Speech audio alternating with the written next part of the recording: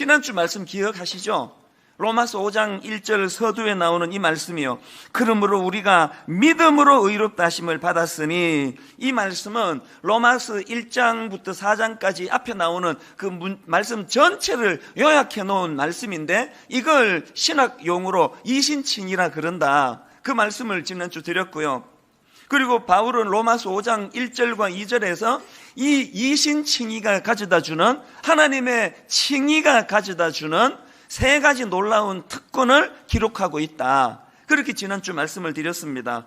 여러분, 믿음으로 의롭다 하심을 받은 사람들이 누리는 첫 번째 특권이 뭐라고요? 원수되었던 하나님과 화해해서 하나님과 화평을 누리는 특권을 얻게 되었다는 겁니다. 그런가 하면은 두 번째로, 그렇게 하나님과 관계만 회복된 것이 아니고 우리는 이제 마음껏 하나님의 은혜의 자리로 나아갈 수 있는 특권을 누리게 됐다는 거예요. 그런가 하면은 세 번째로 우리가 누리게 된 특권이 뭐냐? 이제 하나님의 영광을 바라고 즐거워하게 되었다.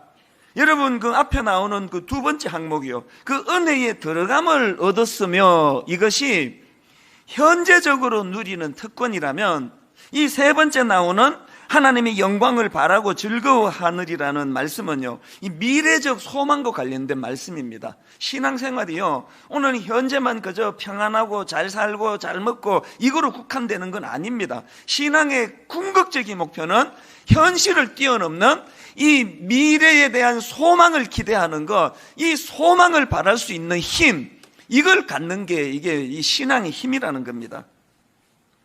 그러면 이제 여기 나오는 이 장차 누리게 될 하나님의 영광을 이제 바라고 즐거워한다 그랬는데, 여기 나오는 하나님의 영광이 뭐냐 하면은요, 이 하나님의 영광이라는 것은 장차 온전히 이루어지게 될 구원의 완성, 바울이 지금 이것을 염두에 두고 이제 이런 설명을 하는 겁니다. 그러니까 여기 나오는 하나님의 영광이라는 것은 다시 오실 예수 그리스도로 말미암아 완전하게 이루어질 그 하나님 나라, 그 하나님 나라에서 누리게 될 완전한 하나님의 영광을 설명하는 거라는 거예요. 여러분, 이 소망, 그래서 이 영어 성경에 보니까 2절 하반절에 나오는 하나님의 영광을 바라고 즐거워하느니라를 그 어떻게 기록했냐 보니까 hope라는 단어를 가지고 설명하더라고요. Hope of the glory of God. 여러분, 우리 신앙생활에 이 hope라는 단어는 진짜 중요한 단어예요. 여러분, 우리들이 신앙생활 가운데 그저 예수 믿는 건 전부 이 땅에서 누리는 거, 이 땅에서 즐기는 거, 이 땅에서 행복한 거, 이건 아주 미숙한 반쪽짜리 신앙입니다. 그래서 히브리서 11장 1절에 보니까요, 믿음은 바라는 것들의 실상이요 보이지 않는 것들의 증거니, 여기 나오는 바라는 것들, 이게 소망하는 것, 다시 말해 hope예요. hope.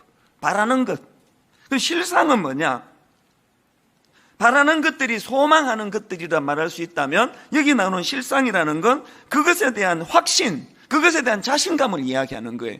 그러니까 여기 나오는 믿음은 바라는 것들의 실상이요 보이지 않는 것들의 증거니라는 이 말은 이렇게 풀이할 수 있습니다. 믿음은 내가 소망하는 것들에 대한 자신감이다. 내가 소망하는 것에 대한 자신감을 갖는 것, 이게 믿음이다. 이렇게 설명할 수 있는 거예요. 여러분, 여기서 우리가 좀 반성해야 될 게 있지 않습니까? 믿음은 바라는 것들의 실상이고 보이지 않는 것들의 증거, 다시 말해 믿음은 우리가 소망하는 것에 대한 자신감이라고 할 수 있는데, 온통 내 믿음은 그저 눈에 보이는 현실적인 것밖에 머물러 있지 않다면 참 부끄러운 모습이라는 것입니다. 그래서 로마서 8장 18절, 생각하건대 현재의 고난은 장차 우리에게 나타날 영광과 비교할 수 없도다. 이 기대하는 마음, 또 내가 기대하는 것에 대한 이 자신감, 이 확정된 마음, 이게 믿음이라는 겁니다. 자, 그러면 이제 이 3절 4절에 나와 있는 이 내용들을 좀 더 자세히 살펴보기를 원하는데요, 우리 3절 4절 한 목소리로 같이 한번 읽어보시겠습니까? 내용을 잘 살피면서 천천히 같이 읽습니다. 시작.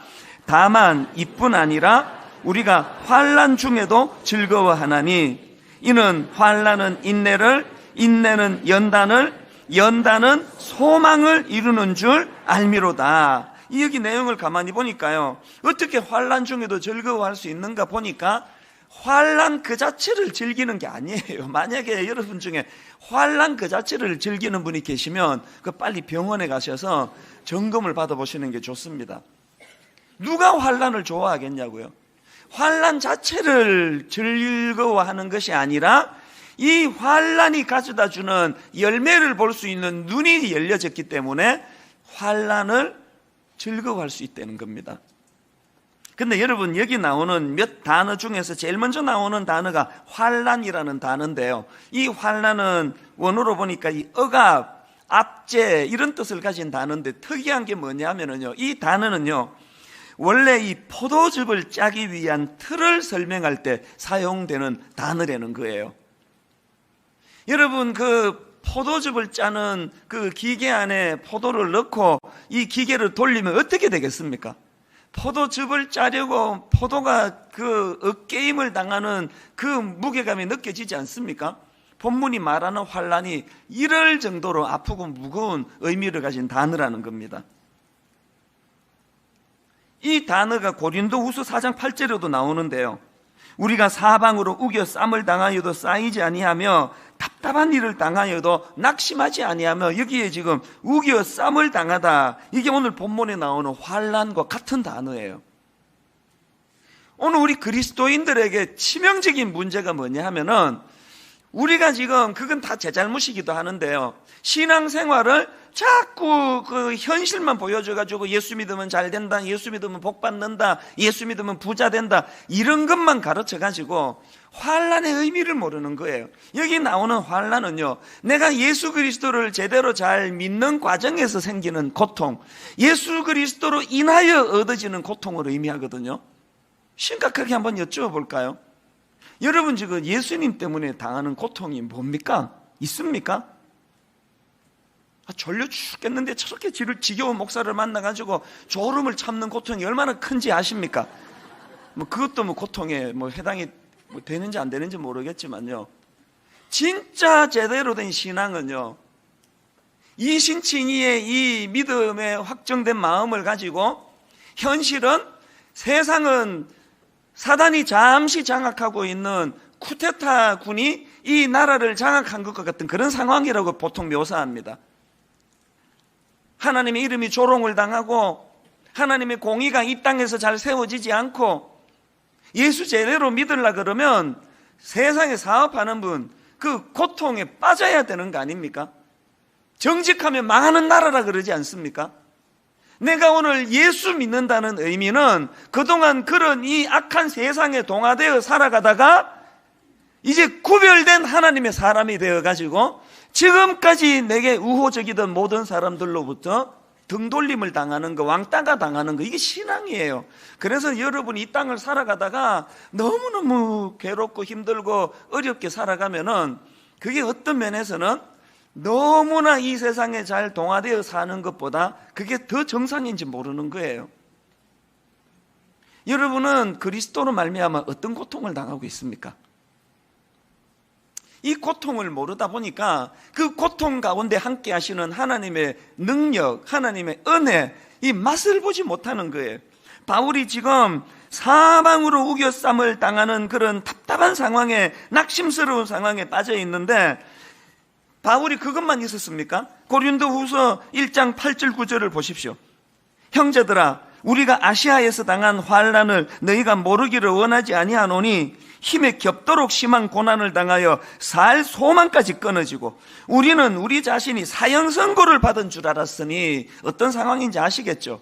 이게 글자 그대로 지금 포도즙을 짜는 기계 안에 들어가 있는 포도처럼 사방으로 지금 짓눌림을 당하는 상황이라는 게, 죽겠다는 거예요. 그런데 그런 상황에서 바울이 바로 그 다음 고린도후서 1장 9절 하반절에서 뭐라고 이야기합니까? 이는 우리로 자기를 의지하지 말고 오직 죽은 자를 다시 살리시는 하나님만 의지하게 하심이라.